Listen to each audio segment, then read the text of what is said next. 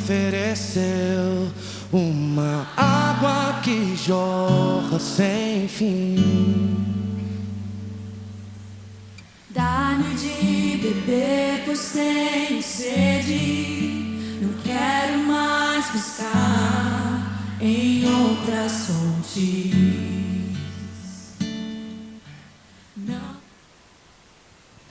Olá, meus irmãos, a paz de nosso Senhor Jesus Cristo a todos que estão nos assistindo pelo nosso canal Semeando o Verbo. Seja bem-vindo, você que talvez esteja chegando pela primeira vez em nosso canal. Já convido você para se inscrever, já convido você para deixar um like, para que assim possamos estar propagando o reino de Deus com a maior ênfase, com a maior intensidade, alcançando mais pessoas, pois esse é o nosso objetivo, propagar Jesus, difundir Jesus, para que cada dia mais pessoas conheçam o Jesus bíblico, tá? E nós estamos aqui na nossa devocional, hoje é dia de devocional, e nós estamos apresentando em nossos devocionais uma série chamada A Dracma Perdida.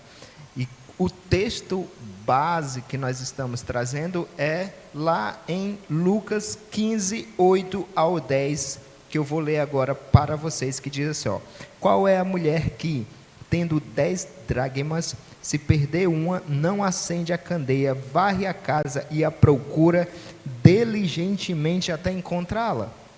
E tendo-a achado, reúne as amigas e vizinhas, dizendo: alegrai-vos comigo, porque achei a dracma que eu tinha perdido. Eu vos afirmo que de igual modo há júbilo diante dos anjos de Deus por um pecador que se arrepende. Então, o que o Senhor tem falado conosco nessas devocionais sobre a dracma perdida é que muitas pessoas iniciam a jornada com Cristo, iniciam a jornada de fé, mas em sua caminhada ela vai perdendo algumas características que ela tinha lá no início, que é essencial e importante para a vida cristã. Então nós hoje vamos apresentar a quinta dracma perdida. Nós já apresentamos 4, porque aquela mulher ela tinha 10 dracmas, ela perdeu uma na ilustração, mas talvez você perdeu 2, 3, 4, 5, 6 ou até mesmo as 10, e talvez você precisa procurar e encontrar. Então hoje nós vamos apresentar a quinta. E qual é a quinta dracma? É a santidade. Então, para vocês que estão nos acompanhando, a quinta dracma é a santidade. Para você que chegou aqui, é o primeiro vídeo que você está assistindo, a primeira devocional acerca dessa série. Então convido você a assistir as demais, assistir a primeira, a segunda, a terceira e a quarta. Já convido, está tudo aí no nosso canal, os vídeos para você assistir e ser edificado pela palavra do Senhor. Então vamos dar início à dracma, a nossa quinta devocional dessa série, santidade.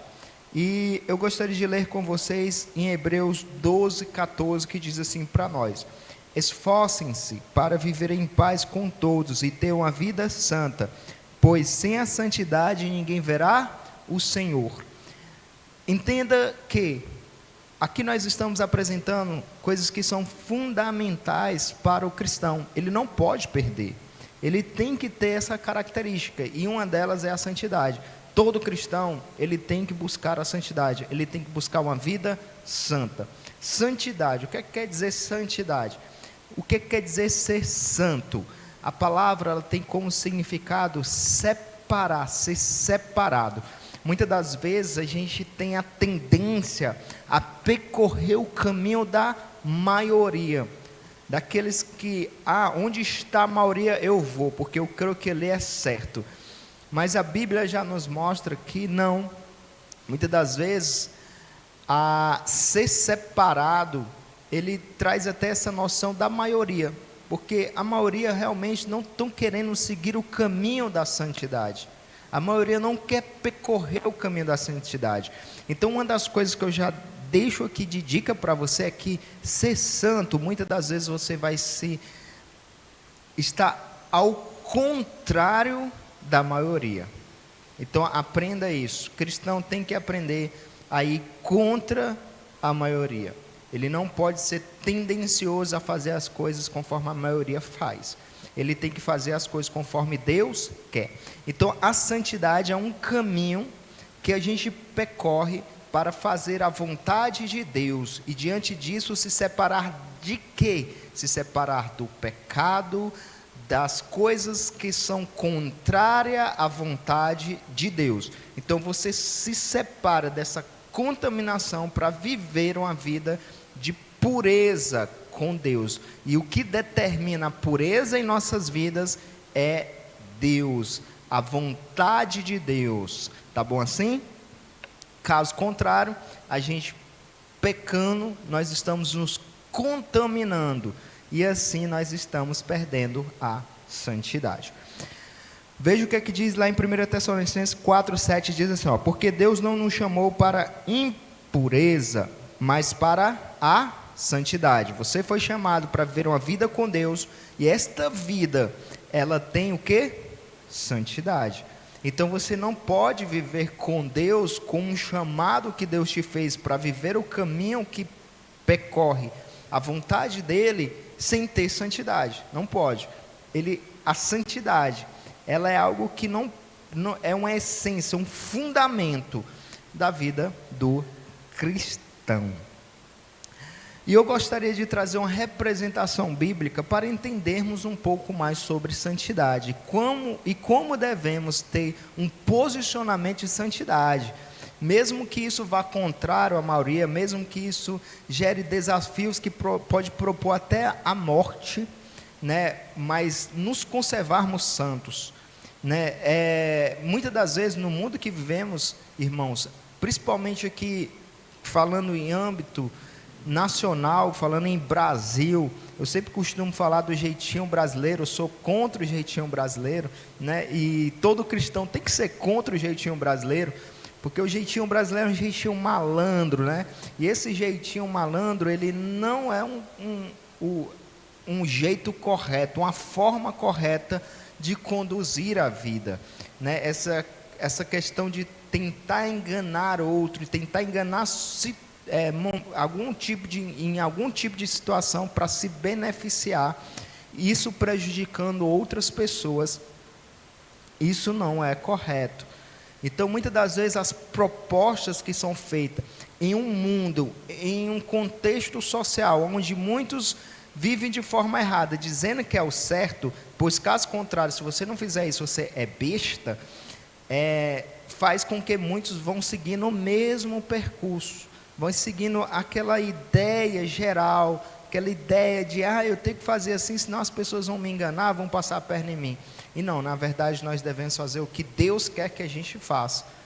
Independente de qualquer coisa, nós temos que fazer o que Deus quer que a gente faça, porque Deus é aquele que cuida e preza por nós. E eu vou trazer essa passagem bíblica que vai nos revelar que para alguns parecia que eles estavam fazendo algo que iria prejudicar eles, mas na verdade o que eles fizeram foi algo que preservou a vida deles.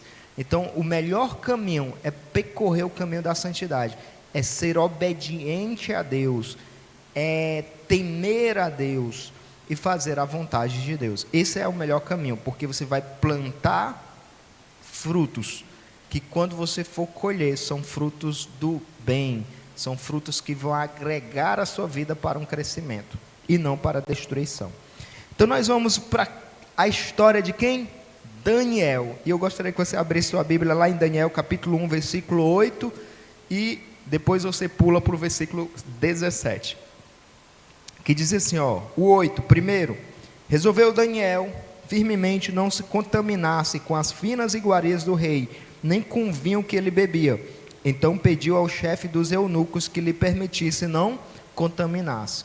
Veja que Daniel, ele, ao comer aquele alimento, conforme toda os ensinos ali do judaísmo, todas as leis propostas, ele iria se contaminar com alimentos esses que eram contrários ao que eles comiam que Deus disse que eles não deveriam comer, e também alguns desses alimentos consagrados a ídolos, então ali consagrado a falsos deuses. E ele disse: opa, nós não podemos comer disso, por mais que estejamos aqui como escravos, por mais que estejamos aqui aprisionados, mas eu não posso desonrar o meu Deus, eu não posso me contaminar, eu não posso ir para esse caminho da impureza, eu tenho que lutar aqui pela minha santidade. Então ele foi lá e lutou pela santidade dele, e Deus honrou eles, né? E guardou aqueles jovens para que eles não se contaminassem, conservassem na santidade. Agora vamos lá para o 17, diz assim, ó: ora, a estes 4 jovens Deus deu o conhecimento e a inteligência em toda a cultura e sabedoria, mas a Daniel deu a inteligência de todas as visões e sonhos. Guarde isso. Pela conduta de buscar a santidade daqueles jovens, e especialmente de Daniel, Deus deu algo a eles, Deus os retribuiu. E veja que Deus deu para eles, pensando não só naquele momento como um presente momentâneo, mas como um presente que os livraria. Então guarde isso, que Deus deu para Daniel o quê? A inteligência de interpretar visões e sonho, como diz aqui na parte B de Daniel 1:17. Vou ler de novo para frisar isso. Mas a Daniel deu inteligência de todas as visões e sonhos. Agora nós vamos lá para Daniel capítulo 2, versículo 12 e 13, que diz assim, ó: então o rei muito se irou, enfureceu e ordenou que matasse a todos os sábios da Babilônia. Saiu o decreto segundo o qual deviam ser mortos os sábios, e buscaram a Daniel e aos seus companheiros para que fossem mortos. Então foi revelado o mistério a Daniel. Vamos ler só aqui o 12 e o 13, tá? Por enquanto. O que foi que sucedeu? Passou toda essa etapa, eles foram alocados ou colocados, intitulados como sábios daquela região, Daniel, Sadraque, Mesaque e Abednego. E ali eles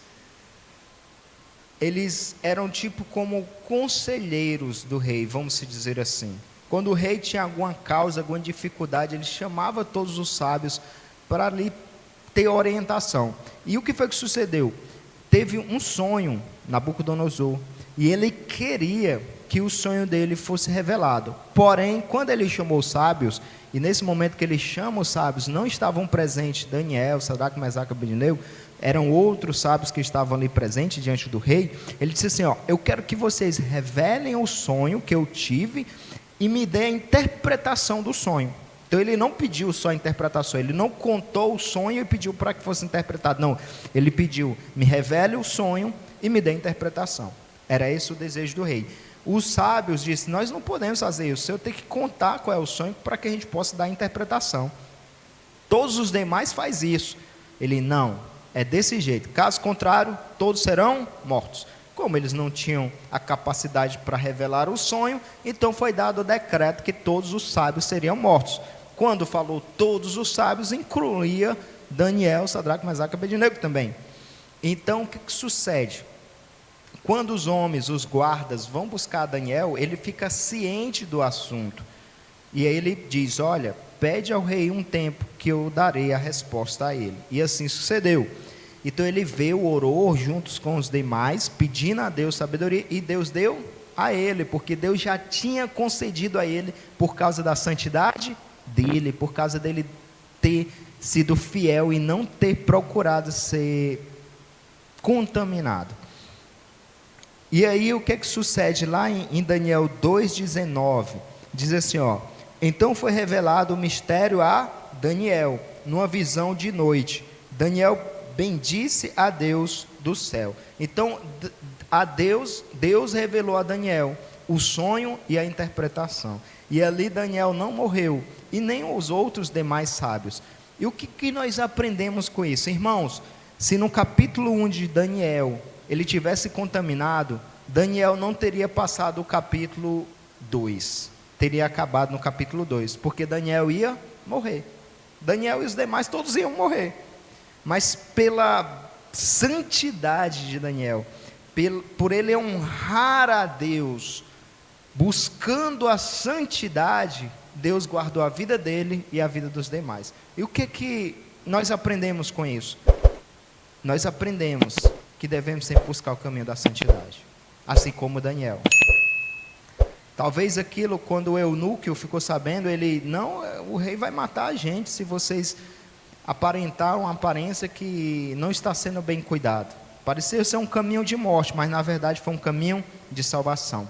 Porque a santidade, a Deus, nos conduz para um caminho de salvação. Então não se engane, irmãos, vivendo na impureza como muitos vivem, se dedicando a uma vida pecaminosa, mesmo dentro da igreja, mas com um caráter errôneo, com um caráter enganoso, não se engane, a colheita é morte, mas se você busca a santidade, a colheita é vida. Então se você perdeu na sua jornada de vida a santidade, se você perdeu a sua jornada em sua jornada com Cristo, essa santidade, hoje é o momento de você procurar e trazer de volta para a sua vida, e assim nos alegrarmos com esse achado. Vamos orar, falar com o Senhor e pedir ao Senhor, para que, se aquele que perdeu a santidade possa encontrar, aqueles que estão trilhando esse caminho da santidade, possam continuar firme.